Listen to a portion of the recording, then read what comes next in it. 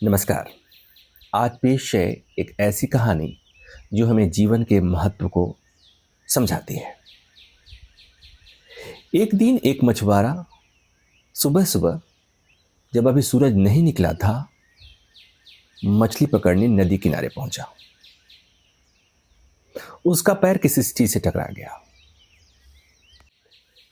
अंधेरे में उसे बहुत कुछ सूझ नहीं रहा था, फिर भी उसे लगा कि पत्थरों से भरा हुआ एक झोला वहां पड़ा था। मछुआरे ने अपना जाल नदी किनारे रख दिया और सूरज के उगने की प्रतीक्षा करने लगा। सोच रहा था कि सूरज उगाए तो अपना जाल फेंके और मछलियां पकड़े। वह जो झोला उसे पड़ा हुआ मिला था, जिसमें पत्थर थे, वह एक एक पत्थर निकालकर शांत नदी में फेंकने लगा। सुबह के सन्नाटे में उन पत्थरों के गिरने की छपाक की आवाज सुनता और फिर दूसरा पत्थर फेंकता। धीरे धीरे सुबह का सूरज निकला, रोशनी हुई। तब तक उसने झोले के सारे पत्थर फेंक दिए थे। सिर्फ एक पत्थर उसके हाथ में रह गया था। सूरज की रोशनी में देखते ही जैसे उसके हृदय की धड़कनें बंद हो गई, सांसें रुक गई। उसने जिन्हें पत्थर समझकर फेंक दिया था, दरअसल वे हीरे थे, जवाहरात थे।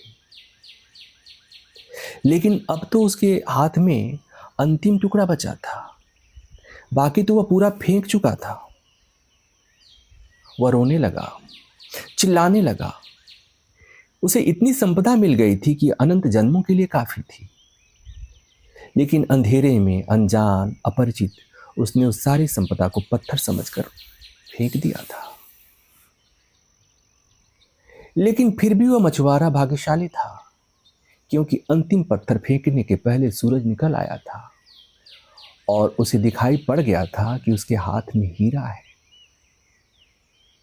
साधारणतः सभी लोग इतने सौभाग्यशाली भी नहीं होते।